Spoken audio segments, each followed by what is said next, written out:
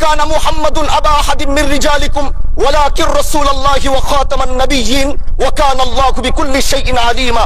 আপনি জানেন নবীর পরে আল্লাহ নবী হচ্ছে আমার ঈমানের অংশ, আমার ঈমানের পার্ট। তিনাকে ভালোবাসা, তিনার উপর ঈমান, এটা আমার ঈমানের অংশ। তিনি আমার শেষ নবী, যেটা কোরআন ঘোষণা দিয়েছে। নবীও বলেছে আনা খাতামুন নাবিয়্যিন আলা নাবিয়্যা বাদি, আমি শেষ নবী, আমার পরে কোনো নবী আসবে না। কিন্তু মাননীয় স্পিকার, দুঃখের সাথে বলতে হয়, বাংলাদেশের এরকম একটি পার্ট রয়েছে, যেই পার্টের এক অংশ মানুষ, তারা নবীকে অস্বীকার করে, তারা মুসলমান দাবি করে। এবং এই বিষয়ে অনেকের ধারণা আছে, তারা জানে এই আন্দোলন করতে গিয়ে অনেক মুসলমানকে রাস্তায় শহীদ হতে হয়েছে, আন্দোলন করতে হয়েছে। স্বাধীনতার পর থেকে আজও সে আন্দোলন চলছে, কিন্তু আজও পর্যন্ত সেটা পাইনি। আমি মাননীয় প্রধানমন্ত্রীকে বলবো, আপনি বাংলাদেশে একটি ইতিহাস রচনা করে যাবেন। আপনার মাধ্যমে যদি এটা স্বীকৃতি পায়, যারা নবীকে অস্বীকার করে তারা কোনোদিন মুসলমান থাকতে পারে না, এটা আইনের মাধ্যমে, এটা বাংলাদেশের পার্লামেন্ট থেকে ঘোষণা হবে, সেটা আমরা চাই। নবীর পরে নবী নাই, সংসদে আইন চাই। ভিডিওটা সবাই শেয়ার করুন।